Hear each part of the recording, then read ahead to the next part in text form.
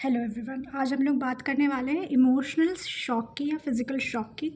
और ये जो चीज़ें हैं, it's not for diagnosis, it is for understanding purpose only. कि देखो, शॉक हमको अपनी पूरी ज़िंदगी में तो आते ही रहते हैं। इलेक्ट्रिकल शॉक नहीं, इमोशनल शॉक और फिज़िकल शॉक्स तो हमको मिलते ही रहते हैं। ठीक है, ये भैया हर किसी को एक ना एक टाइम पे मल्टीपल तो आपको गुजरना ही होता है। जैसे एक्सीडेंट हो गया, ये फिज़िकल शॉक है। किसी को एक्सीडेंट होते हुए देख लिया, वो इमोशनल शॉक है। कभी भी मेंटल शॉक्स भी होते हैं, है ना। मेंटली हम उतना दूर तक पहुंच नहीं पाए, तो उतना सोचे नहीं थे, पर ये हो गया। तो सरप्राइज़ और शॉक में एक ही चीज़ होती है कि सरप्राइज़ में क्या आता है ना, कि इमोशन बड़े प्लेजरेबल हो सकते हैं कि भैया अच्छी इमोशन है, बाद में कोई रिवॉर्ड ही मिल गया। पर शॉक में होता क्या है कि वो रिवॉर्ड नहीं है, वो हमारी ज़िंदगी से कुछ उल्टा कुछ लेके चला गया, वो इंसिडेंट या जो हमने समझा या सुना या देखा या हमारे साथ जो हो गया ना। अंडरस्टैंड कर देखते हैं कि इसको करना क्या है, कि शॉक अब उसके हमारे साइकी में शॉक का होता क्या है और उससे बाहर कैसे निकला जाए। क्योंकि अगर हम शॉक से बाहर नहीं निकलते तो होता क्या है कि अब वो बार बार हमारे साथ होता है जब तक हम उस शॉक को रिजॉल्व नहीं कर लेते। Let's see why. मान लीजिए ये जो कप है ये शरीर है, और इस शरीर के अंदर जो पानी है ये हमारा साइकी है। और साइकी को मैंने पानी से दिखाया गया है क्योंकि पानी का एक बहुत अच्छा गुण है, वो मेमोरी को जो है वो इम्प्रिंट करता है। इसको हम जो बोलेंगे वो उसको इम्प्रिंट करेगा। तो जो पानी है ये हमारी कॉन्शियसनेस है, हमारी साइकी की कॉन्शियसनेस है। ठीक है, अब ये नॉर्मल है, पर अगर मैंने इसको एक शॉक दिया तो देखो पानी छलक करके नीचे गिर गया। ठीक है, तो जब शॉक होता है तो हमारा इम्बैलेंस होता है साइकी में। और जो इम्बैलेंस होता है, जैसे आर्किमिडीज प्रिंसिपल कहते हैं ना, आर्किमिडीज प्रिंसिपल में क्या है, वो कह रहे हैं कि जितना न्यूटन का हम फोर्स डालेंगे उतना इक्विवेलेंट वेट जो है हमारी उस चीज़ से निकल जाएगी। ठीक है, तो जितना फोर्स में से आया है इसके ऊपर, इसके फोर्स हिट हुआ है, कुछ उसी अमाउंट का, इक्विवेलेंट अमाउंट का साइकोलॉजिकल या कॉन्शियसनेस जो है वो हमारे शरीर से कब से बाहर निकल चली जाती है। तो हो क्या रहा है कि हमारी बॉडी का एक ही सिस्टम है भाई, हमारे साइकी का, हमारे पूरे सिस्टम का एक ही सिस्टम है कि वो चाहता है होम्योस्टेसिस, वो कंजर्वेशन ऑफ मास चाहता है। वो कहता है कि भैया ऐसा कुछ नहीं होएगा कि हम बैलेंस नहीं रहेंगे। बैलेंस तो हमारी जो है वो बर्थ राइट है, बैलेंस तो होएगी। होम्योस्टेसिस पे वो लाने के लिए अब क्या करेगा, वो पूरी प्रयास सारे वो करेगा कि जो निकल गया है उसको हम भरें कैसे। तो अक्सर जो भरता है वो जो एरिया जब खाली हो जाता है उसको हम वॉइड कहते हैं या ईथर कहते हैं। ठीक है, ये अलग एलिमेंट होता है। यहाँ कुछ भरेगा, यहाँ क्या भरेगा, टू सम एक्सटेंट हमारे डिफेंस मैकेनिज्म्स आएंगी, एंग्जाइटी वगैरह जो होता है वो सब रहेगा।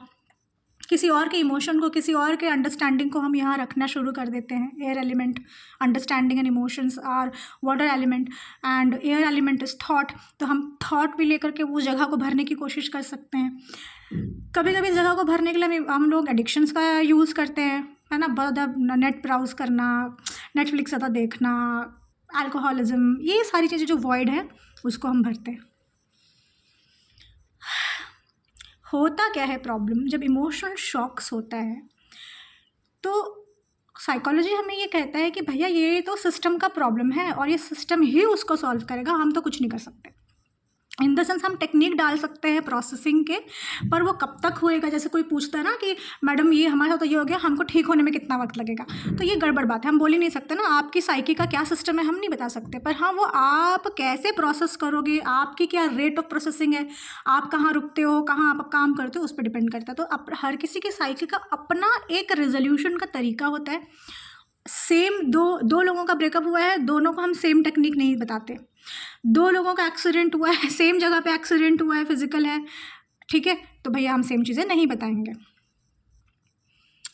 तो अब देखिए वॉइड हो गया, कॉन्शियसनेस छलक के नीचे गिर गई। यहाँ पे दो चीज़ें हुई। जैसे ही कुछ थ्रेट होता है दो चीज़ें होती हैं, फाइट एंड फ्लाइट रिस्पॉन्स। जो फाइट है, जो फाइट कर रहा है, जो जितना पोर्शन ऑफ कॉन्शियसनेस फाइट करना चाहता है वो अटका हुआ है, और जो फ्लाइट कर गया वो निकल गया।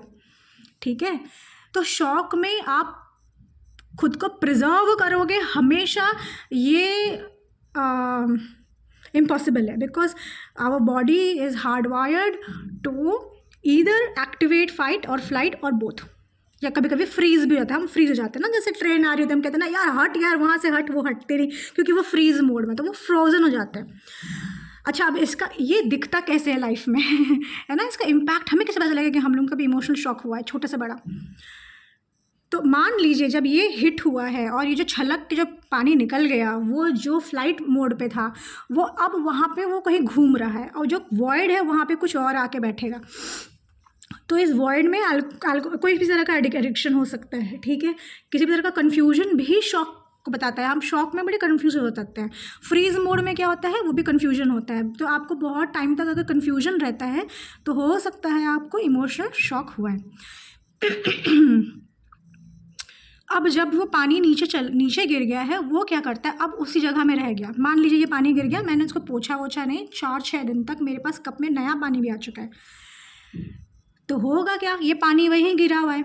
तो एक पोर्शन ऑफ आवर कॉन्शियसनेस उस पास्ट में स्टक रहता है, और जब सपने आते हैं ना, तो हर बार जो लगता है ना कि हम ना वही घर देख रहे हैं भाई, बचपन का घर है ना, वहीं खुद को देख रहे हैं। कभी कभी ऐसा मेरे साथ होता है ना, मैं देखती थी खुद को ना एक सोफ़ा के बिल्कुल साइड में छुपी हुई। तो ये क्या है? मेरे क्लाइंट वो कुछ कहते थे कि मैं हमेशा ना वो पेड़ के ऊपर ही बैठा हुआ हूँ, ठीक है। वो क्या है, एक portion of the consciousness is stuck at a place in the past, it has not come back to the present.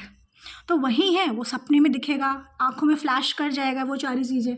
कुछ लोगों को जो ताज़ा ताज़ा उनको शौक होता है ना, तो उनके बोलते हैं ना कि मेरे आंखों में वो पूरा दृश्य घूम जा रहा है, मैं वहाँ से निकल ही नहीं पाई, बस वही मेरी आंखों के सामने आ जा रहा है, ठीक है। तो जो कॉन्शियसनेस है ना, वो वहीं अटका है। और देखो, क्योंकि मैंने कहा कि सिस्टम हमेशा होल रहना पसंद करते हैं, कंजर्वेशन ऑफ मास होनी बहुत ज़रूरी है। जो आपका हिस्सा है वो आपके पास आना चाहता है, अब वो वहाँ से वहाँ आ नहीं सकता, क्योंकि वो पहले की कहानी है। उसके पास उतना ना नॉलेज है, ना उसके पास वो रिसोर्सेस हैं। रिसोर्सेस किसके पास हैं? जिसने फ़ाइट करा और वो 1 दिन आगे बढ़ चुका है, 2 दिन आगे बढ़ चुका है, कुछ महीने, साल, है ना, ज़िंदगी बदल चुका है, ठीक है। उसके पास रिसोर्सेस हैं, उसने फ़ाइट करा, उसको समझ में आया कि आगे कैसे मूव ऑन करना है। तो इसमें हम क्या करते हैं, इनर चाइल्ड थेरेपी करते हैं। इनर चाइल्ड थेरेपी में हम लोग हमारे पास्ट में अटकी हुई चीज़ों को ले करके आते हैं। एक शामनिक रिचुअल भी है, जहाँ शामनिज़्म के थ्रू आप अपने लॉस्ट पार्ट्स को लेके आते हो। लॉस्ट पार्ट्स कौन से हैं? वो भूले भटके शौक में जो वहाँ अटक गए, ठीक है। अब जो अटक गया वो सपने में भी आ सकता है ना, या बार बार आंखों के सामने छा सकता है। जो फिज़िकल शॉक्स होते हैं उसमें क्या होता है, जब फिज़िकल कोई एक्सीडेंट होता है तो अक्सर याद रखिए, इस दुनिया में कोई भी चीज़ कोइंसिडेंस नहीं है, ना ही देयर इज़ एनी एक्सीडेंट। हमारे अंदर अगर किसी तरह का द्वंद्व चल रहा हो, किसी तरह का युद्ध चल रहा हो, कोई कन्फ्लिक्ट हो, कुछ इमोशन रिजॉल्व नहीं हो पा रहा है, तो क्या होता है, हमारे अंदर ऐसे बहुत सारे हिस्से होते हैं जिन्हें मैं इनर चाइल्ड कहती हूँ। वो पूरी कोशिश करते हैं कि भैया इसको रिजोल्यूशन देने के लिए तो अब तो नॉर्मली कोई तरीका हमारे पास है नहीं, एक्सीडेंट करा देते हैं। जैसे कोई व्यक्ति अपने आप को कुछ ज़्यादा ही पुश कर रहे हैं अपने काम पे और वो रेस्ट ही नहीं कर रहे, तो हर वो हिस्सा जो रेस्ट चाहता है, अब वो कहेगा भैया इसको या तो बीमारी देना पड़ेगा ताकि ये बेड में आराम से सोए, ठीक है, या भैया एक्सीडेंट करा दो, ठीक है। तो हर एक्सीडेंट के पीछे एक रीज़न होता है। अब उस एक्सीडेंट के वजह से कौन सा हिस्सा गया, कौन से हिस्से में चोट लगी, वो बताता है कि एग्जैक्ट उनके इमोशनल इश्यूज़ क्या थे, ठीक है। मतलब एग्जैक्ट तो नहीं बोल सकते, हम इंटरप्रेट कर सकते हैं, ठीक है। बाकी अब रिग्रेशन में हम लोग काम करते हैं, चाइल्ड थेरेपी में पता चलता है कि एग्जैक्ट रीज़न क्या था, क्या चाह रहा था आपका सिस्टम और वो आप दे नहीं रहे थे, इसीलिए एक सडन शॉक आपने अपने आप को दिया ताकि वो आपकी जो डिज़ायर है वो फुलफिल हो जाए, ठीक है। अब जब फिज़िकल शॉक होता है तो कॉन्शियसनेस शरीर के बाहर है और कुछ कॉन्शियसनेस शरीर के अंदर। सिमिलरली पैरालिसिस में भी नोटिस करोगे आधे से ज़्यादा जो कॉन्शियसनेस है वो शरीर के बाहर है, और वो कहाँ है, वहीं जहाँ पे एक्सीडेंट हुआ था, है ना, या वहीं जब न्यूज़ आया था कि भैया हमारे सारे पैसे तो गए, डूब गए, वहीं अटका पड़ा, वहीं वो फ्रोज़न है, या तो वो फ्रोज़न है, वो सुनने के बाद वहीं अटका हुआ है, या तो वो वहीं कहीं घूम रहा है। तो अक्सर जो पास्ट लाइफ के शॉक्स होते हैं ना भैया, वो घूम रहे होते हैं, ठीक है। और अब हमें कम करना क्या होता है, जा करके लेके आना पड़ता है।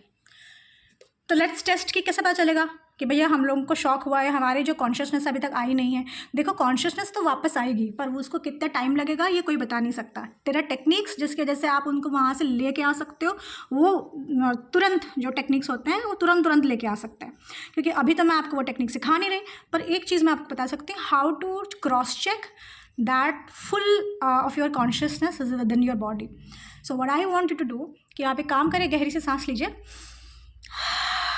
अभी तो पूरी आप मेरी आवाज़ ही सुन रहे हो। शरीर पे वापस आइए, सांस पे आइए। अब मैं सवाल कर रही हूँ, what percentage of your total consciousness is within your body? And the percentage will flash in front of your eyes now. 93। आपका कितना परसेंटेज है आप लिखिए। जितना परसेंटेज आपके शरीर में है उतना है, और बाकी जो है वो कहीं और है। कहाँ कहाँ होता है? कुछ लोगों को मेरे को खाना बनाना उसमें गया हुआ है, कुछ फ्यूचर में है, कुछ पास्ट में है ना। कोई किसी कुछ हिस्सा किसी और के पास है, किसी सगे संबंधी के पास। ठीक है, तो आपको पूरे दिन आपको अपनी कॉन्शियसनेस को कलेक्ट करना होता है। पूरा 100% आपके शरीर में होना चाहिए। अगर 7 से 8 दिन के अंदर भी आपका परसेंटेज जो है 80 से ज़्यादा नहीं है, तो आपको किसी भी प्रकार के इमोशन या फिज़िकल शॉक पे काम कराना चाहिए। आपको ज़रूर सोचना चाहिए कि भैया ये 20% जो है ये कहाँ गायब है। ठीक है, उसको लेकर के आने का पूरा प्रयास करना चाहिए। क्यों?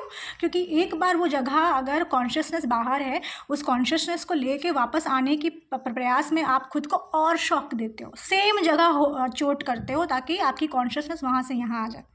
ठीक है, तो कभी कभी देखिएगा, नोटिस करेगा कि अगर सेम एक जगह में चोट लगी है तो बार बार उसी जगह में चोट लगती है। यही तो कहते हैं लोग, भैया बार बार एक ही जगह में चोट लग रही है। क्यों लग रही है? ताकि सेम इमोशन ट्रिगर हो और हम तुरंत उसी चक्कर में जा करके अपनी कॉन्शियसनेस को लेके आ पाएँ। पर हर किसी के पास ये इमोशनल और ये एनर्जेटिक मैच्योरिटी नहीं होती। इसीलिए बहुत नेसेसरी है कि आप अपनी कॉन्शियसनेस को एटमोस्ट 80%, 90% तो बहुत अच्छी बात है। मेरा 93% आया था, मतलब रात 7% is out somewhere. I will have to go and grasp it. तो while I am going to go and grasp it, stay tuned for more. If you like this content please like, subscribe, okay, and let me know. अब ये सारी चीज़ें हम course में भी पढ़ाते हैं, पर ये ओनली फॉर साइकोथेरेपिस्ट्स हैं एंड साइकोलॉजिस्ट हैं। If you are someone who are interested in this, please comment below. We will reach out to you. Thanks a lot. Bye.